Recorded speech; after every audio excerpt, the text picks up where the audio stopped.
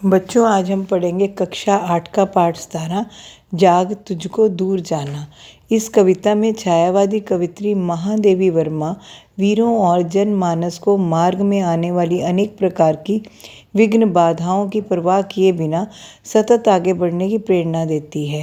अंग्रेजी शासन में के दौरान सीधे विद्रोह या असहयोग की बात नहीं की जा सकती थी, अतः उस काल के कवि इतिहास के उदाहरण लेकर अपनी गौरव गाथा को प्रस्तुत कर समाज को प्रेरित और जागृत कर रहे थे।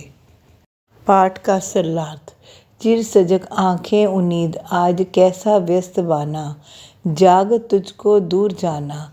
अचल हिमगिरी के हृदय में आज चाहे कंप हो ले, या प्रलय के आंसुओं से मौन अलसित ब्यो रो ले।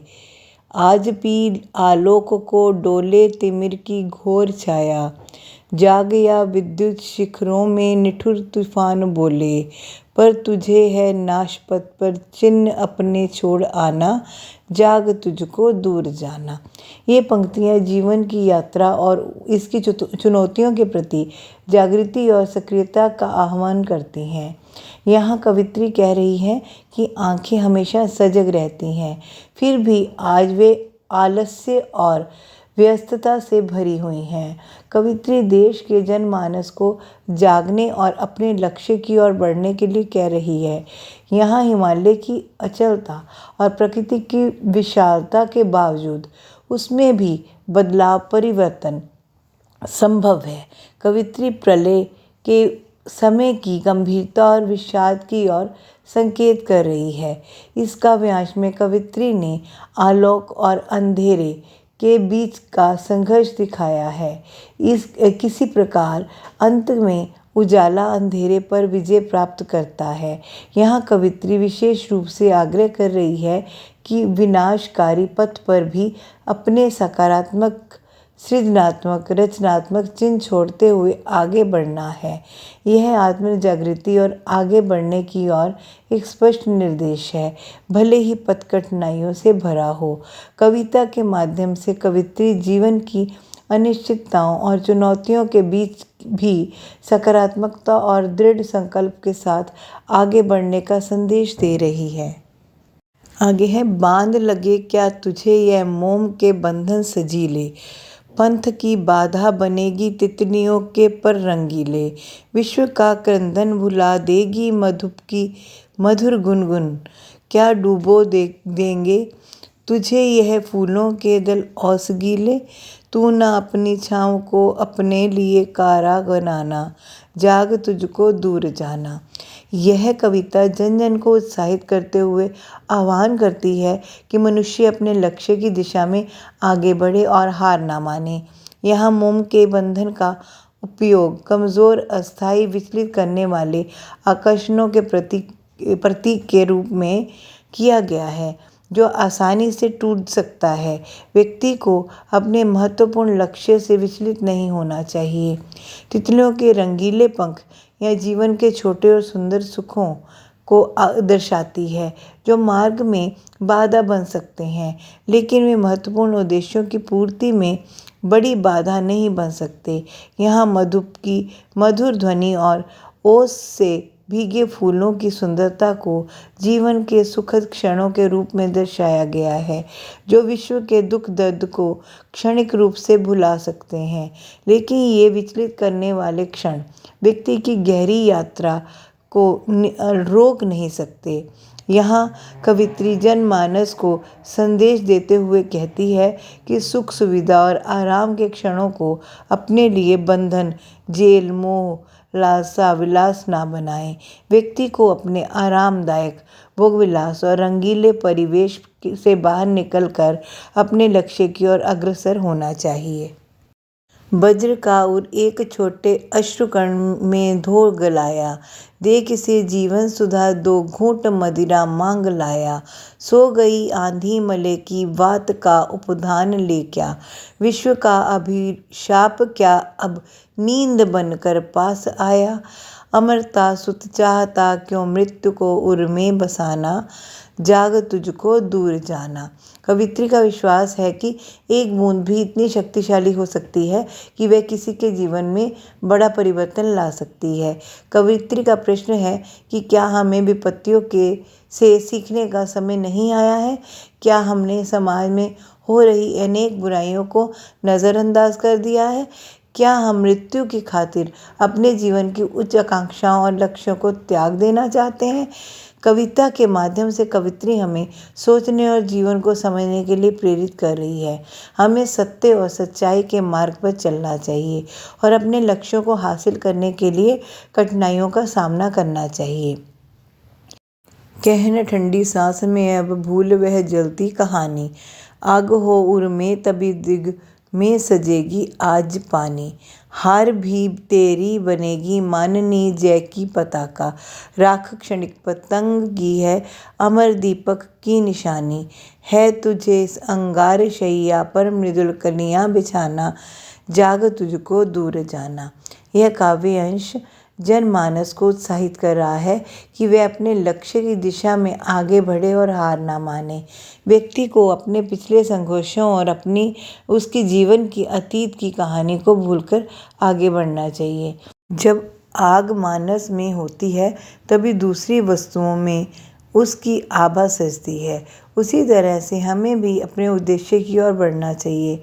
कवित्री का मानना है कि जीत और हार दोनों हमारे मन के विचारों में होती हैं।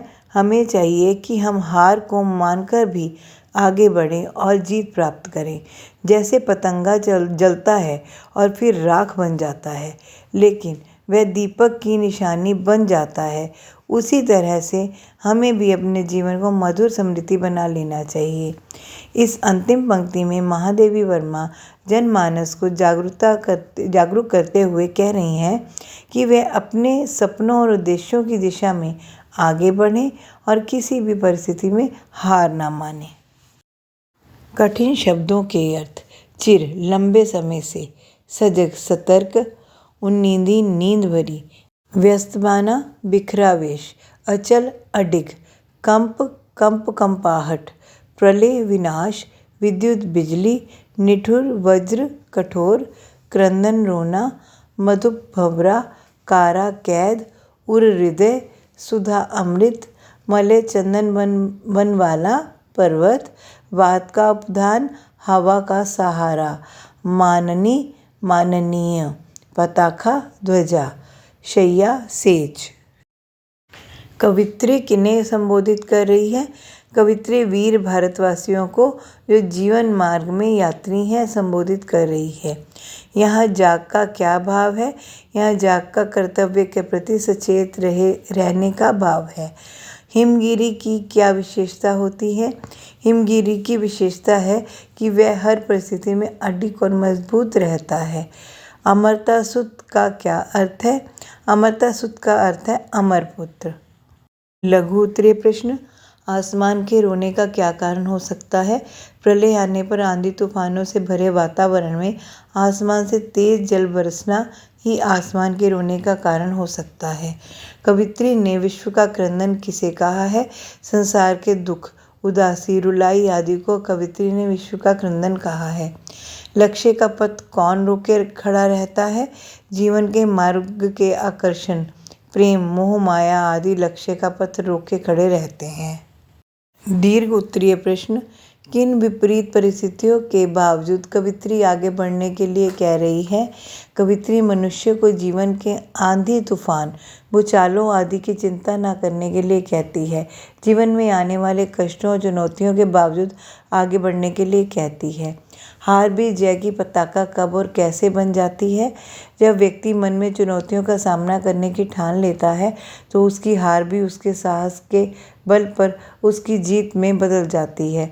अपने हृदय में जोश और आंखों में चमक लेकर संघर्ष करने वाले की हार भी सम्मानित विजय की ध्वजा बन जाती है।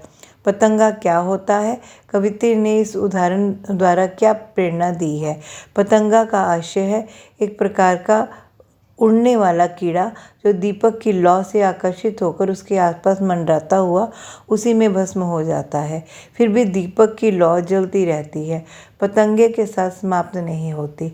कवित्री कहती है कि मानव को पतंगे की तरह बंधनों में न पड़कर जीवन समाप्त नहीं करना चाहिए, बल्कि दीपक की तरह जलते रहना चाहिए। कवित्री के अनुसार अपने लक्ष्य को प्राप्त करने के लिए क्या क्या करना पड़ता है? कवित्री के अनुसार जीवन की बाधाओं से लगातार संघर्ष, सांसारिक मोह माया के कोमल बंधनों को त्याग कर, सभी सुख और भोग विलास छोड़कर, अपने सभी कष्ट भूलकर, आलस्य को त्याग कर मनुष्य लक्ष्य प्राप्त कर सकता है। अर्थ ग्रहण संबंधी प्रश्न। उचित विकल्प पर सही का निशान लगाइए। बांध लेंगे क्या तुझे यह मोम के बंधन सजीले, पंथ की बाधा बनेगी तितलियों के पर रंगीले, विश्व का क्रंदन भुला देगी मधु की मधुर गुनगुन। मोम के बंधन का क्या अर्थ है? मोम के बंधन का अर्थ है सांसारिक आकर्षण। तितलियों के पर से क्या तात्पर्य है? भौतिक सुख सुविधाएं। विश्व क्रंदन क्यों कह रहा है? परतंत्रता और अत्याचारियों से त्रस्त होकर। कहना ठंडी सांस में अब भूल वह जलती कहानी, आग हो उनमें तभी दृग में सजेगा आज पानी। जलती कहानी का क्या अर्थ है? अतीत की यादें जो दर्द और दुख दे। उर में आग कब होती है? जब हम अत्याचारों कष्टों से लड़ने का साहस करें। आँखों में आया पानी सज क्यों गया? उत्तर है चौथा। पहला और तीसरा दोनों सही हैं। पहला है दुख के आंसू सज गए हैं और तीसरा है अपने लक्ष्य को पाने के लिए साहस के कारण। तो उत्तर है चौथा। पहला और तीसरा दोनों सही हैं। तू न अपनी चाह को अपने लिए कारा बनाना। चाह को कारा बनाने से क्या आशय है? अपने सांसारिक आकर्षणों संबंधों के बंधन में कैद हो जाना। ये कारागार के समान है। ऐसा करने से क्या परिणाम होगा? ये बंधन हमें अपने लक्ष्य के मार्ग से विचलित कर देगा। व्यवहारिक और परिस्थितिजन्य भाषा, भाषाई घटक। इन शब्दों के लिए सही समाज स्वीग्रह और समाज चुनकर सही का निशान लगाइए। हिमगिरी अर्थ है हिम का गिरी। तत्पुरुष समास। त्रिकोण, तीन कोणों का समाहार द्विगु समास। अश्रुकण, अश्रु के कण तत्पुरुष समास। नवरत्न, नौ रत्नों का समूह द्विगु समास। हाथ मुंह, हाथ और मुंह द्वंद्व समास। कविता में से अन्य दो सदा पुल्लिंग और सदा स्त्रीलिंग शब्द चुनकर लिखिए। सदा पुल्लिंग अश्रु दीपक, सदा स्त्रीलिंग ओस शैया। निम्नलिखित वाक्यों के रेखांकित पदों में प्रयुक्त कारकों के उचित विकल्पों पर सही का निशान लगाइए। हार भी तेरी बनेगी माननी जय की पताका। दूसरा उत्तर है संबंध। तू न अपनी चाह को अपने लिए कारा बनाना। चौथा उत्तर है तू, कर्ता चाह को कर्म अपने लिए संप्रदान कारक। तो इसमें चौथा उत्तर सही है। चाहता क्यों मृत्यु को उर में बसाना। इसमें पहला उत्तर सही है, अधिकरण कारक। उचित स्थान पर अनुस्वार या अनुनासिक लगाकर सार्थक शब्द बनाए। आंसुओं, आंसुओं, चंद्रबिंदु। शिखाओ, शिखाओं। बंधन, बंधन। नींद, नींद। उनीदी, उनींदी। क्रदन, क्रंदन। घूंट, घूंट। सांस, सांस। कलियाँ, कलियाँ। आधी, आंधी। रंगीले, रंगीले। छा, छा। अभिशाप, सजग और प्रलय शब्द क्रमशः अभि, स और प्र उपसर्ग से बने हैं। इन्हीं उपसर्गों से तीन तीन शब्दों का निर्माण कीजिए। अभि प्लस यान अभियान, अभि प्लस नेता अभिनेता, अभि प्लस मान अभिमान। स प्लस प्रेम सप्रेम, स प्लस नाथ सनाथ, स प्लस रस सरस। प्र प्लस चार प्रचार, प्र प्लस हार प्रहार, प्र प्लस वेश प्रवेश। निम्नलिखित शब्दों के मूल शब्द और प्रत्यय अलग कीजिए। अलसित, अलस प्लस इत। अमरता, अ प्लस मर प्लस ता। निशानी, निशान प्लस ई। रंगीले रंग प्लस ईले, क्षणिक क्षण प्लस इक, सजीला सज प्लस ईला। पढ़कर समझिए और ध्यानपूर्वक उत्तर लिखिए। संकेत: विशेषण की विशेषता बताने वाला शब्द प्रविशेषण। प्रविशेषण है बिल्कुल, विशेषण साफ, शब्द व्योम। प्रविशेषण बहुत, विशेषण तेज, शब्द तूफान। प्रविशेषण अधिक, विशेषण गहरी, शब्द सांस। प्रविशेषण बहुत, विशेषण लंबा, शब्द पथ। प्रविशेषण थोड़ा, विशेषण बड़ा, शब्द दीपक। प्रविशेषण हल्का, विशेषण रंगीन, शब्द मोम। बच्चों, आशा है आपको ये पाठ समझ में आ गया होगा। तो मिलते हैं अब अगली वीडियो में, तब तक के लिए गुड बाय।